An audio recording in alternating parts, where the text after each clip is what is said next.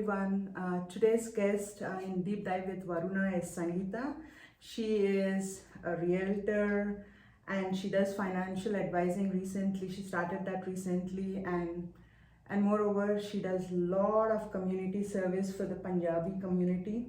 You know, whether it's teaching for kids or taking them to Sly Park and so many other things. And today we are going to unravel Sangeetha. Thank you, Varuna, for inviting me. Yeah. I'm glad to be here with you. Yeah, thank you very much for coming. I really appreciate it. And I just want to start with young Sangeetha, you know, who packed her bag some 20, 30 years back. Yeah. 30 years back and came from Punjab to United States. Yes. How was it like? What happened when you first came to US? It's been long. It's been about 33 years. In 1990, Okay. I got married Uh-huh. and I came to USA. I was doing electrical engineering in India, and my parents were very much like, I need to, study more, and they had instilled education in me. Like, I have to study more and work here as well. So when I came here, I knew I had to study more, so I did mechanical engineering. I got my some of my courses transferred, and I got mechanical engineering done. And it took me 2 years here to complete. And meanwhile, it was about 3 years being in America, and I had 2 kids already. So by the time I finished my mechanical engineering, I had a 1-year-old and a 3-year-old. Yeah. So that's how it began. And then I wanted to stay with the kids because now I have kids, and I'm like, I'm in USA. I want to make sure that these kids know what their culture is like, what the history is like. Okay. So let me stay with the kids. I did what my parents wanted. I did my studying. So I was satisfied mentally, that my parents are satisfied mentally, that if I need to work, I can later on in life, but I wanted to spend few years with the kids. So first 5 years, I just stayed with them and at home, and just spend time. So I think after the 5 years, did you work or you started business? No, first 5 years I didn't work, and after that I started my engineering job in Iowa. And from Iowa I came to California. Later I worked in Pilkington Glass Company, and I worked there a couple of years, but being an engineering supervisor, I had a lot of people under me, and it was long hours. And again, I felt that it was hard to manage kids with a job which is a high demanding job. So then me and my husband, like, again, kids were the priority. And I'm like, I don't think I have enough time I'm spending with them. I need to spend more time with them. So I quit my job again. Okay, that's when the Businesswoman came in. Yes. Yes. That's when I started looking, and America is full of opportunities.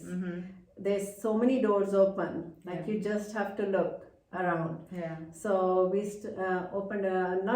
we bought a gas station, which was already existing on Watt Avenue in Sacramento. And we ran Arco gas station for 17 years. Wow. So you managed it, most of it by yourself? I managed that. After that, I know you do a lot of things here and there. Like what are the other businesses did you have? So I got bored managing gas station pretty quickly because I was a very multitask person. I like to do more than one thing, and my brain gets bored. So I'm like, okay, I know how to manage this. I can either do more than one gas station, or I can do more business. So I started looking at a sandwich, Subway and kind of store. So I found Quiznos in Folsom. Then we bought Quiznos because I like the hours. Like, rush time is done by 2 or 3, and then I can go home, spend time with kids. So I bought Quiznos then. So here I want to ask, how did you, was it your organization skills that helped you automate the process, delegate? Are you good at delegation? Yes. How do you do that? Everybody, I mean, your team, you make a team, Okay. right? And you understand what your team wants, and if you keep your team happy, they are more than happy to do what you want for them. Okay. So my Quiznos employees or my Arco gas station employees are always treated with respect, and we had a very good relationship. I trusted them, they trust me. Okay. And when you treat each other with respect, it's easy to get things done. Yeah. They do it for you willingly. Yeah. That's nice. Yeah. So after Quiznos, did you do something else, or when did real estate happen? Yeah, so after 4 years of Quiznos, decided this is not for me because there were too many Quiznos getting opened and the sales weren't that good. So if something is not making profit, money is also a motivation, right? So if it's not making money, then I'm like, okay, this is not for me. So we sold Quiznos, and that's when I went into real estate. My husband was already a mortgage broker. So he was doing loans, and then I went into real estate. From 2008. It's been 15 years. I think 15 years. 15 years. Okay. So was it before the housing market crash or after the housing market crash? Right then. Right then. That's what I was thinking. 2008, my real estate license date first. Right then the housing market started to crash. The houses, first few years, the houses I was selling were like 100,000. Wow. Yeah, a big difference. And then those were bought like 500 or 600K. Yeah. And then I did a lot of short sales, and it was fun learning real estate. And then I also started doing some commercial with it, some triple net deals. So I didn't just stop at residential. Looked more what else real estate has to offer, and there's tons and tons of things real estate. You can do land development, you can do triple net deals, commercial, retails, hotels. So so I did try a few of the things. yeah. So you said like Quiznos you had to stop. At what point do you think we have to take that step, continuing a business, and when to stop or when to continue? There's a difference, right? How do you figure that out? Basically, if you are working hard, and which I'm very, very hard worker, if you're working hard and you're not netting at the end of the day, you're just meeting your expenses, then it's not a profitable business. Then you have to be smart enough to know, okay, it's not for me, and maybe I need to look for something else. And do we need to give some time to still continue, or should we say like, okay, we have to stop here? I gave it a lot of time. I put a lot of effort. I went door to door to different companies in Folsom and gave coupons and tried my best. And when I thought, okay, this business is not gonna make me money, then you have to give it at least. I did 4 years in Quiznos. So it wasn't doing well from the beginning. No, and then more Quiznos opened and the sales kept dropping, and I couldn't do anything about it. Yeah. See, that I want to know that you tried, because most people they give up initially without even trying. That's good to know. And so with real estate, I think you made a lot of like your avenues opened a lot, right? So how did you make that step to buy properties for yourself, like for investment purpose? I'm an entrepreneur. I didn't know that when I went into Arco gas station. But I am actually an entrepreneur, and I'm always looking for opportunities. I'm looking for what else can be done, what else other persons are doing, where can I learn. I also believe in self-development. Read a lot of books, watch a lot of YouTubes or other channels, and grow yourself mentally. I also have certain goals for myself, which I've exceeded every year. Every year I'll make goals that this year my goal is more than what I made last year. Oh. So if for example, if I would do 30 deals in real estate, next year my goal would be 32 or 34 deals. So I'll always keep going up on my goal. Okay. I don't like to go down. Okay. And it really makes me nervous if I haven't completed my goal by June, July. I make the goal for the year and then I strive to achieve it. Okay. So I believe I'm a goal believer, and I'll work really hard because nobody is asking me anything. Nobody is saying it's my goal. Nobody is asking me if you have done this many deals. It's mentally, I feel like if I haven't done, I'm a failure. So I cannot have that in me. So I work hard to achieve my goals, and usually I'm done 3 months before, and then I relax. 3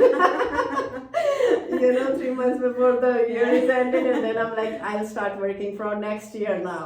So this is how real estate has been, and I've been growing and growing slowly. Every year I've been increasing number of deals I did. And I tell you, if you have goals, so you should have few different kind of goals. One is your goals toward work. One was my goal towards spiritual. What I'm gonna do for my growth of spirituality. One was my fitness goal. So at least these three, and one is my vacation goal. Okay, so these are after my all those sales, you definitely need several vacations, not just one. So every year we would pick a place as a family, and we would go on a vacation. So and we usually plan like few months back. Okay, next year we'll go here. So this many deals to be done. Right, and this is what I will achieve in my work. And for my fitness, I will do exercise in morning or evening, wherever, and I'll join a gym or a club. And then for my spiritual, I'll do so much, my part, and spend time with my in my reading religious books, right? And not only just the goals written. If you see, I have goals in my phone from past so many years. Oh my God, you 2010, 2011, 2012, I have all those goals written. Every year I modify them in my notes. And then I also make them visual. So I'll make like a picture. A vision board. Like my gym teacher, I put her picture on my vision board because I wanted to look like her. She had good muscles and everything. I want to look like her, so she's there on my vision board, right? So I can vision what is this goal mean to me, right? And then same thing I would do like vacation place. Okay, I want to go this place this year. I'll put a picture of that. So I can look at those goals every day and then get motivated again and then start the day. Oh, that's interesting. So the vision board, I am a firm believer of vision board. I do sit like end of December for a week or so to put my goals and go over like once in a while just so. Do you have like a routine that you follow, like morning or evening you look at your vision board and say like, okay, this is what I have to do? Yes. So vision board is always there. And I was taught I have to look at it every day. At least once a day, and it should be visual in your office. And that will keep reminding me, hey, that was your goal, don't forget. You promised to do something. Now that you promised yourself, don't let yourself down. Right? So it's like accountable to yourself, not to anyone. And every day I would wake up, nobody needs to tell me to get motivated. I just am self-motivated person. You are internally driven. I can see, I can tell that. So it's like you get up and you're like, okay, what can I do? What new thing I can do to reach out to my clients or customers? How can I help them with conveying this message? I will make either a small TikTok or make few calls and start my day like that. So, do you set an intention before you start a day, before you go out, like this is what my goal, this is what I'm going to do, something like that? Yeah, so always in the mind, like I have I have to achieve this much this day. Okay. So I like to spend couple of hours on my self development every day. Okay. So either I would watch videos, Mm-hmm. or I would read books. Okay. Okay, so self development to me is a self motivation. Yeah. If I don't time spending on how to grow myself, I won't grow. Yeah. And then I know what I need to do. Mm-hmm. And my kind of job is almost like a sales job. Yeah. So I have to make calls. Mm. And that's what I do. Yeah. So make calls, introduce people to my past clients. This is what I'm doing. Can I help you with anything? Okay. Yeah. That's awesome, actually. Yeah. So did you go for a training or some sort of self-development course with the vision board, or you just picked it randomly from a YouTube channel or some website? I took a lot of trainings in Okay. real estate. Okay, In real estate. Mm-hmm. And I guess you have to, if you want to. It's also a part, to me it's also a part of self-development. Okay. I always feel like we need to look up to people who are more successful, Mm-hmm. and surround ourselves with successful and positive energy. Okay. And I like to smile a lot. Mm-hmm. I'm like, there's no need to be negative unless Yeah. there's something really sad happen. Mm-hmm. But always surround yourself from people who are above you. So that's my goal. So I will always go meet and attend meetings and seminars of successful realtors Okay. Mm-hmm. and financial advisors. Okay. Yeah. Yeah. So I'm always surrounding myself with those people. Yeah. Yeah. That's nice. So. Financial education came in my life like a year ago. Okay. A lot of women, including me, Mm-hmm. I won't pay a bill, right? Yeah, I won't. like me. Yeah. I have no idea. I had no idea a year before Yeah. what financial education is about. Mm-hmm. Then things happen in your life which help you grow, Yeah. right? And during real estate, in the journey of my real estate, I saw a few sad things. Life happens, husband's no longer there, Yeah. and wife is stuck. She has no idea what's going on. Yeah. Okay, and house is going to probate sale, Yeah. and I went to sell it and I couldn't. Yeah. Okay. And we had to go through probate court, Mm-hmm. and probate attorneys took a lot of the money that was supposed to help the husband, Okay. because the the house was on wife's name, Uh-huh. and she passed away suddenly, and he had to go through a probate court, Oh, and he had to give a lot of money to probate, and he didn't get much back. okay. So that money could have helped him pay off the mortgage or so many other things, which he end up losing in the probate court, because with the attorney's fees and stuff. Yeah. So I learned the importance why will and trust is important. Mm. So I started educating people that you should get your will and trust done. I took a license for it, Uh-huh. and then I started making will and trust for people. Okay. I saw, in real estate journey, you see a lot of things happening Yeah, with your yes. clients, right? If saw some both parents, something happened to them, the kids had to go foster care. Yeah. Again, if you don't have will and trust, then that will not, you have to send the kids to the foster care unless it's stated something else in the trust. Oh, okay. So I learned that, and then I learned the importance of will and trust, Mm. and then I started helping people with will and trust. Oh, that's nice. Yeah. Yeah, I know. I think in this country, getting your will sorted is very, very important. Mm-hmm. The other thing that I want to ask you is, you have done so many businesses, and you do have hotels and all that. how do you? I have known you for last 10 years, I guess. Yeah, we maybe met. more. Yeah. And then Sangeetha has always been calm and poised. That's the Sangeetha I know, guys. So how did you? I mean, you have so many things running in your head, but how do you manage to be calm? What do you do to be so stable? Yeah. So one thing, Varuna, I've always enjoyed everything I do. Okay, I think I didn't tell you that I was also a preschool teacher. While my kids were going preschool, I would go with them as preschool teacher and enjoyed being preschool teacher.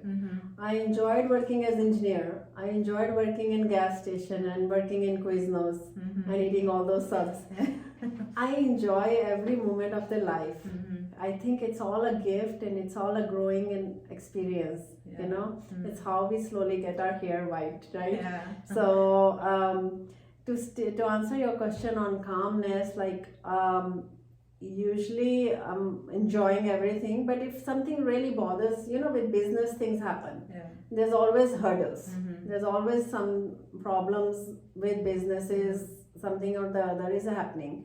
And if something is bothering me too much, I just go to my, we have a room special where we have our Guru Granth Sahib, and I just go sit there and I just pray, meditate, and then when I come out, I have a big relief that God is with me. There is faith. I have full of faith and hope, and everything will be okay. So every time I do go meditate, and it helps a lot. Is meditation done on a daily, on a daily basis? Yes, I love doing meditation as well. You know, I love doing my daily part from Guru Granth Sahib. Basically, I love doing everything. The hours are short, but I like to work. I wake up and then I can work 12, 13, 14 hours until I sleep. I don't like I watch TV, but not as much. There will be like weeks before I've watched any TV because I don't have time. Because now I'm growing. I love to grow myself and love to do my part and love to do so many other things to grow myself that there's less time left for TV. But I work more than 8 hours. To me, if you have to meet ends, you work 8 hours. But if you want to really succeed in life, then I think you have to work more than 8 hours. 8 hours is just to bring food to the table. And then after 8 hours is actually when you start making your legacy. So does money drives you, or helping people or growing yourself drives you? What is the main drive? I know like money is very, very important, but what is the driving force? So in real estate, when I was selling homes, I was working mostly with first time buyers. Okay, I was educating them. Where you should buy, and you know that first hand experience. And I would spend time educating them a lot that this is the right plan, this is not the right plan, per your family, per your need. This is what I feel, rest is up to you. And I would spend time educating them because I wanted them to make the right decision. And that's why, I mean, my clients really used to be very honest. Hey, there's a crane in the back. You like the house, it's gonna make noise, so be careful. Okay, I would warn them for anything I would see. Okay, and then with the financial as a financial educator, I do the same thing. I educate people. Now, before I was educating on real estate, now I'm educating on how to manage your finances, how to plan your retirement, and how to plan your kids' college education or marriage funds. What is the right way for you to plan? Where is the right place to put the money? How money will grow? So again, it's educating people and at the same time making money, because money, of course, if you have no money, sometimes the driving force goes down. I know. So here I want to ask you 5 tips for someone who's watching how to plan retirement. Can you say 5 tips? Okay, so important tips, more generic tips that Yeah, I yeah, have? sure. Varuna, in what I learned as a financial professional, that life happens, either we die too soon, which is sad, or we live too long. Yeah, that's also. So what problem I'm seeing right now are we are living too long. Okay. Yeah. So doctors keep giving us these medicines, and we That have prolong our lives. our life is another 5 years or Yeah, 10 years, yeah. right? So seeing that, I started noticing that people are running short of money in their retirement, and Later that's stages of life. later stages. Yeah. Okay. And to be dependent on kids like India, we can't depend on kids. Kids have their own obligations. Yeah. They have their so many expenses, their own expenses. So better to plan for your retirement, right?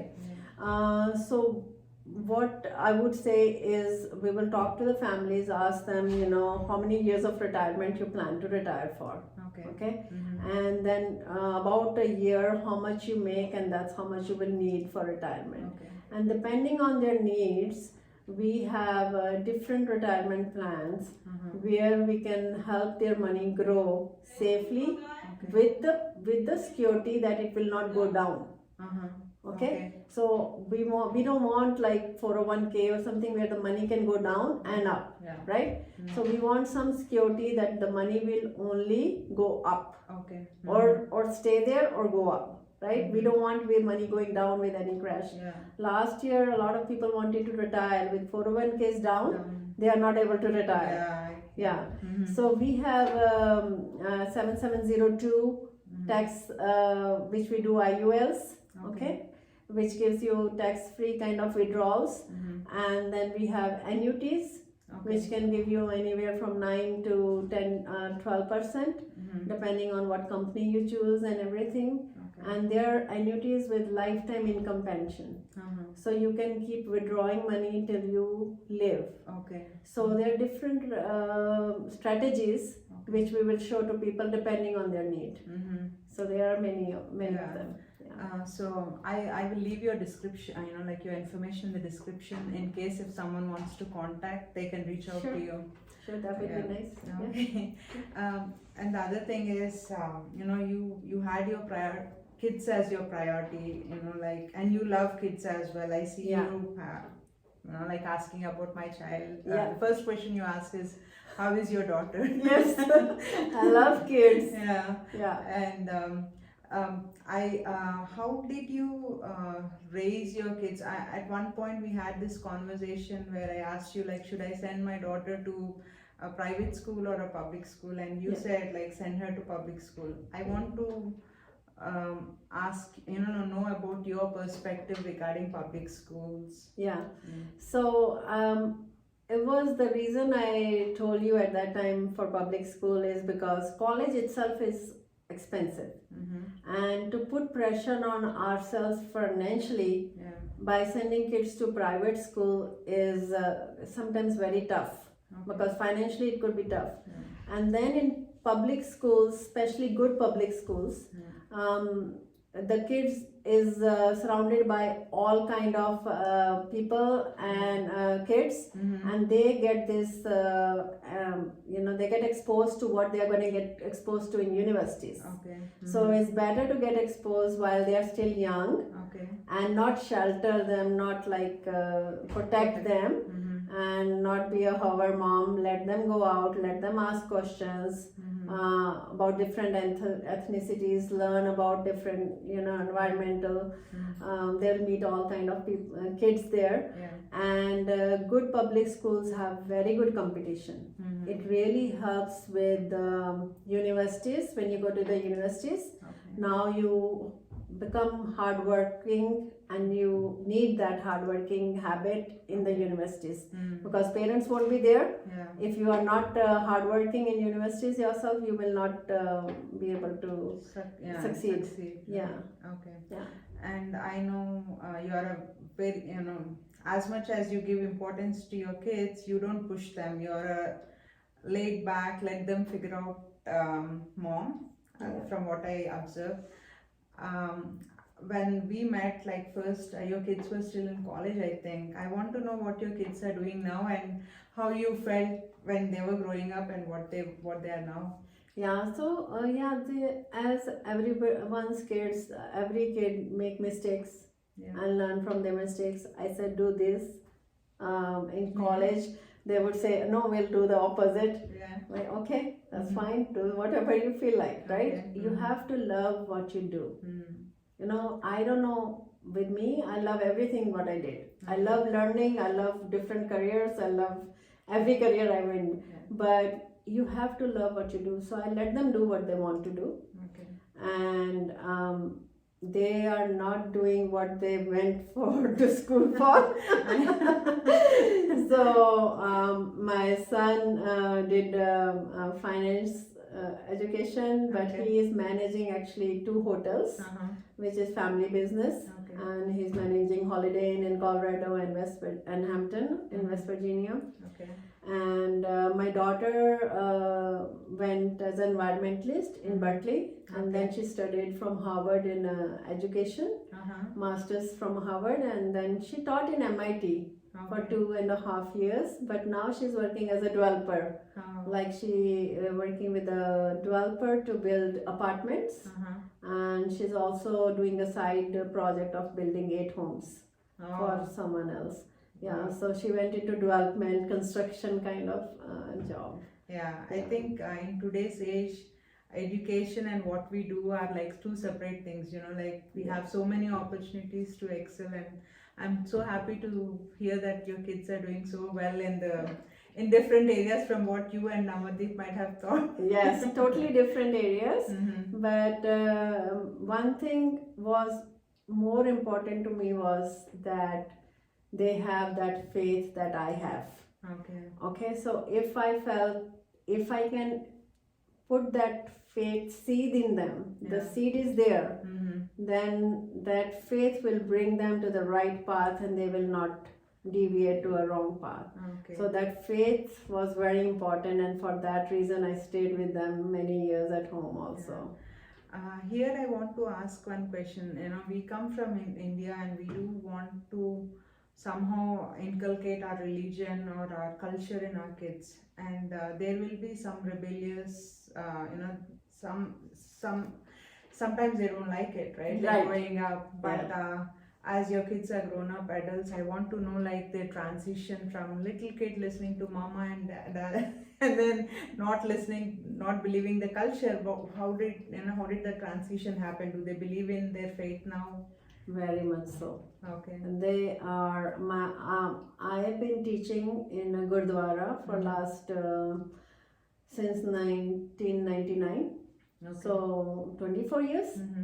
And now my son and his wife teaches in the same Gurdwara as well. Oh, wow. So they are following our footsteps. I've been holding camps for Sikh at Slaipar for last 24 years. And now my kids are the teachers there. Okay. So my daughter, my daughter-in-law, and my son, they all are teaching at the camp. And so I'm very, very proud that my motive, money aside, businesses aside, was to have them follow a certain path and stay in our religion and have that faith, firm faith. And now they are bringing that faith to other kids. And that was my goal in life. So because everything else comes and goes. That faith is very important to me. Very important. So they are following totally like what I wanted to see in them. Did they join by themselves, or did you ask them to help you with the teaching? They joined by themselves. Okay. It is in them now. It is so much deep in them. Even if I'm here today or not here tomorrow, it will stay with them. Okay. Growing up during teenage, were they into the faith, or did they not want to attend or go to those classes? Yes, of course. Because as young moms, we worry about our kids because we keep constantly inputting that information, but they, act as if they don't want to. We don't know if it's sinking in, right? Yes. So you would be a good example to tell them that it's okay. Yes, especially the time from I think 10th grade. The pressure of studies become really hard to the time when they haven't finished their college, right? And they have less time to hear my religious stuff. So they were very much into studying at that time, but you keep you keep doing what you do and they come back. And I think keeping in their religion and keeping that faith, no matter what religion they're following, is what keeps them from getting deviated at the college. In the college there are many vices, and kid can go different ways. And I think if that religion is there in them and they know their faith, they will follow, they'll come back on that. So, and it all happens right when they are born, so keep working with them slowly, but put it in them. Even if they are few years they don't do anything, they will. Okay, that's good. Yeah. So I want to ask you regarding the community service, that teaching the kids, young kids, what does that give to you? Like, how do you feel when you help kids? So at first when I joined, we started the teaching classes at our Gurdwara, it was basically selfish for our own kids, to be honest, right? I wanted to do that so my kids would sit in the class and learn with other few kids and make friends. So when they went into about 10th grade and they started showing not too much interest or didn't have enough time to go, I thought about quitting. I'm like, I'm done. Kids have learned what they needed to learn. I should quit. And that's when somebody, my elder uncle, said to me, the real community service starts now. Okay? Before you were doing it for your kids. Now we have to see if you continue to do this, or are you going to really quit? And that really hit me. I'm like, okay, yeah, he's right. I was actually doing it for my kids before. I was coming to Gurdwara teaching this class because I had a internal agenda that my kids will learn along with this, along with other kids. But now that they have learned Punjabi and they know what, they don't have time to come, I still then kept teaching. I never stopped. Okay.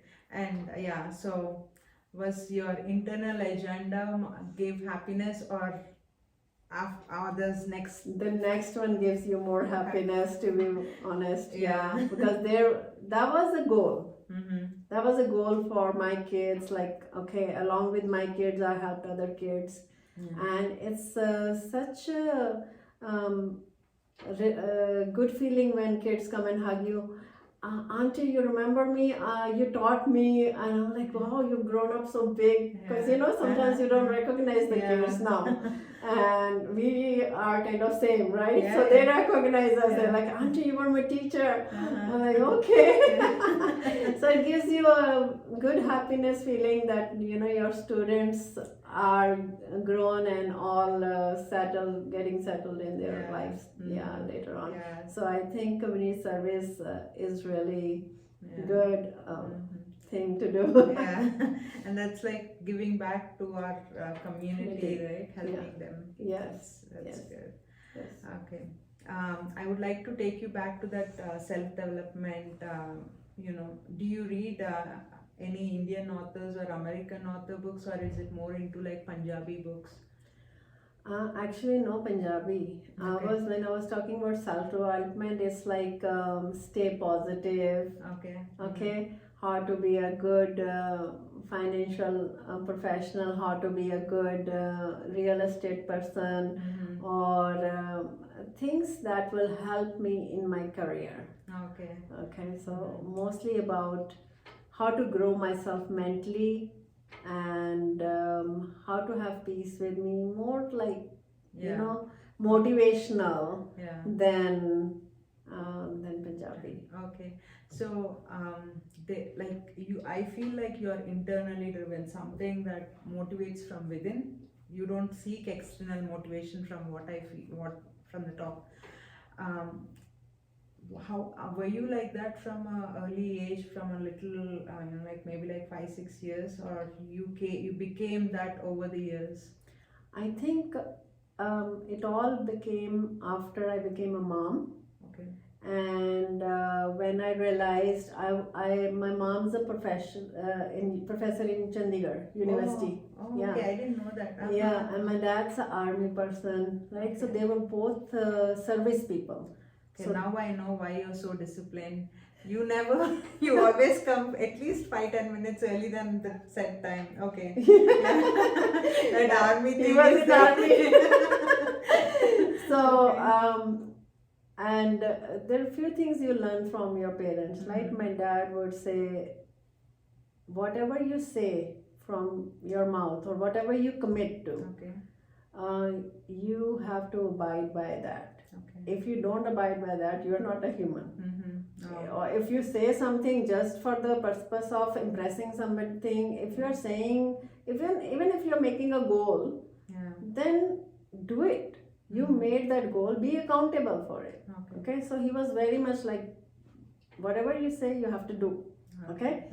And my mom was like, always smile, be happy, world is a camera, keep smiling. Okay. So those are the two things I really learned from my parents. And whereas motivation comes, I think when so I came from a service family, so they would go in the morning, come in the evening, no stress, nothing. But when I realized that in USA it's very hard for me to do a service, as we go to managerial position, it becomes really demanding, and I will have to do a business or something to have that time flexibility, the freedom. I was looking for time freedom. I became self-motivated. It came from within then at that time, that nobody is gonna tell me I have to be disciplined. I was always disciplined. I have to be disciplined, go to my gas station, go to my sandwich store, go to my real estate office. And I didn't mind changing my hats from a gas station to a Quiznos store to a realtor. So I'm a multitasker that way. But that's a lot of risk taking, I feel. So, like switching careers or starting a new business, that involves a lot of convincing as well. Being a woman, I think we need to, no matter how much financially independent we are, we have a spouse to convince, right? Yes. Okay, so how did you manage all that? Like it has to be a gut feeling for you to say, no, this is going to make money, because again, businesses, we need to make money. We can't. Yeah. So how was it? So we both decided, actually, me and my husband, like jobs not going to do work for us if we want to raise our kids ourselves. If we want to raise our kids with babysitting and daycares, yes, we can probably have done it. But that was not our motive. Our goal was to raise them, pick them up from school. So he would like comb their hair in the morning, drop them to school, and I'll pick them up. So in that arrangement, we knew we need time freedom. So we both decided to, he's engineer, I'm engineer, we both decided to quit our jobs and open a business. So that was a decision we took together. And then being a loan officer also gave him some time flexibility. And then realtor also gives me that time flexibility. So I'm always looking for the time freedom. It's not like I'm working less, I'm probably working more than a service person, but I have a time freedom. I can take an hour here, an hour there, and manage things around it. Arrange your day accordingly. So it was a joint decision to open gas station. And then I got bored with one thing, being multitasker, so I had to convince him for the other Quiznos one. So some things I had to convince him, but some things we took decisions together. And every time you start a new business or you buy a new property for your investment, what is it that you believe in, or what is it that tells you, okay, this is the right decision, let me go ahead with that? How do you handle that? Varuna, truthfully, I leave it all to God. Oh, okay. I just go and do my prayer and I say, if this is the right one, let it happen. This opportunity came, Okay. and I just leave it to Him. And that's really how I got married too. I saw my husband first time, and third day, I went and did my prayers. Okay. And I'm like, if this is to happen, then I'll say yes, because the proposal had come, and then so I'm very much a firm believer on my we call it prayer or ardas. Mm-hmm. So I do my ardas, I do my prayers, and then leave it to Him. Wow. Okay. Yeah. Every decision I take in life, Uh-huh. I always Okay. do my ardas, do my prayers, and then take the decision And then and move forward. yeah. Yeah. And it's not like some of the decisions are very risky, yes. Sometimes business makes money, sometimes it doesn't, Yeah. but it's all part of the life journey. Yeah. And you make money, it's okay, you lose money, it's okay. Yeah. Yeah. What did you learn from the Quiznos business? It didn't work out, right? Like the failure will teach you more than success. That's what I feel. Mm-hmm. Did you learn anything from that business? It's actually it didn't run because Quiznos franchise opened too many Quiznos around the area, so I couldn't help anything, but the sales went down. The main thing I learned is when you're buying a business, this is if somebody is buying a business, is make sure you are not paying over the price. So I did pay overprice in that business. Okay, because I really wanted something, and at that time market was hot in 2004. Everything was like going up. Yeah. And if you're buying in an up market, you could potentially lose. Okay. Yes. Mm-hmm. Yes. Being a businesswoman, I'm asking this, like, during COVID, a lot of businesses were lost, but then there were new businesses that were coming up, right? Mm-hmm. Different ideas, different thoughts were successful. How did you feel during COVID time?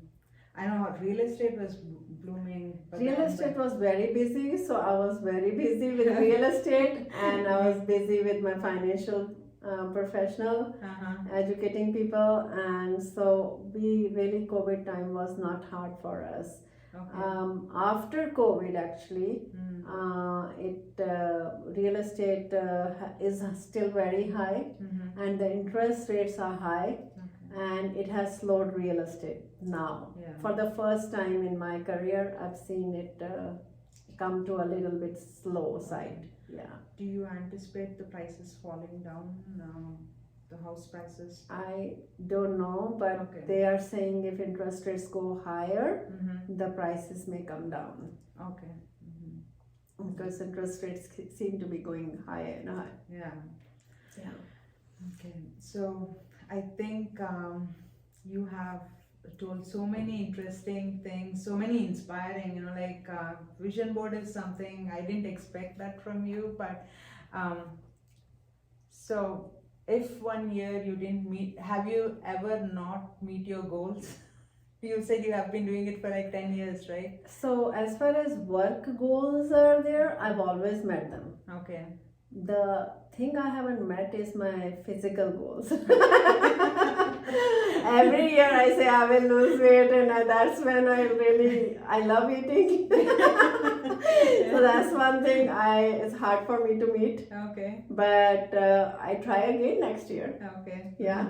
So and I like the way you set up, like not just the financial goals, but like your physical body, and then your mental, spiritual goals, and then vacation. And some people have like, oh, I want to buy this car or this. That's not in me. But if somebody has that goals, make a visual what car you have, put a picture of that car, and then work towards that goal. So visualizing those goals and watching them every day is a self-motivation basically. Yeah. You look at them, you say like, I made those goals, I need to be accountable for them, I have to do it. Okay. Yeah. So work-wise, I've been almost able to do everything. You surpassed all your goals then. Yeah. Somehow, food is a great temptation which it's hard to say no to. Yeah. But that's nice. Married for 33 years, if I'm not wrong? Yes. Okay. So, if you have to advise a young married couple, especially the wife, what would you suggest her? Oh my, I'm not a marriage counselor, but there's always 33 years, always ups and downs in the marriage, and you lose patience with each other. Eventually, like, okay, what is happening? Why is he doing like this? Or why is she doing like this? You know, and that becomes like nagging each other and stuff. So, but luckily for me, I follow Dr. Laura. Okay. I've read her books and I listen to her podcast. I don't know if it still comes on the radio, but I used to listen a lot to her. And she would say, go back to the time when you actually fell in love with each other. What made you fall in love with each other? Remember those time. Go on a date again, fall in love again, keep doing those a little bit romantic things with the kids and all. I know it's a little hard, but take some time out with each other and don't forget why you fall in love with this person in the first place. And if you keep that small ignite there, you will be your marriage will be happy. And the other thing I actually learned when I was reading a Reader Digest article, this lady, she used to nag to her husband, why you leave your coffee cup on the table every single day and I have to go take it to the kitchen. Why can't you take your coffee cup to the kitchen? And she was always nagging about that to her husband. And then sadly one day the husband passed away. And the wife was very heartbroken, and then she said, I wish he was here one more time and I will not nag. I will not nag him to pick up his coffee cup. And she felt so bad about nagging. So sometimes these small habits, even though a little bit, just don't mind that much and just do it with a smile on your face. And these are also memories. You will miss each other when you don't have each other anymore. Because life could happen anytime, any day to anyone. So life, so this very precious, marriage life is very precious, and just remember, you are in love with each other and make you keep falling in love again and again. That's a nice, beautiful advice actually. Thank you. It's nice. So before we end this session, I would like you to say, like, if you have any advice to young women, please advise, any suggestions, people who are in working but they want to take that huge leap of entrepreneurship or starting a business, what would you suggest? I would say be happy in what you're doing, follow your dreams, actually sit, close your eyes and see if this is what I really want to do, and do what your heart says. You will be successful if you are doing what you really want to do. So if at this age I've changed 5-7 careers, and I'm actually doing 5-7 things together, running hotels and doing real estate and financial professional. I can do property management. I can do so many together. But if another opportunity comes tomorrow, Varuna, I may again jump into it, because I am a learner. I love learning. And that's what there's so many things in life to learn, and so many different paths that life will show you. So don't be afraid. Take the path that comes along and follow your dreams. Be happy in what you're doing. That's the main goal in life. Be happy. Wonderful. Thank you very much, Sangeetha. Thank you. I really, really appreciate you being open to say all this. It's like a heartfelt conversation for me. It's a pleasure, Varuna. Thank you again for inviting. Yeah.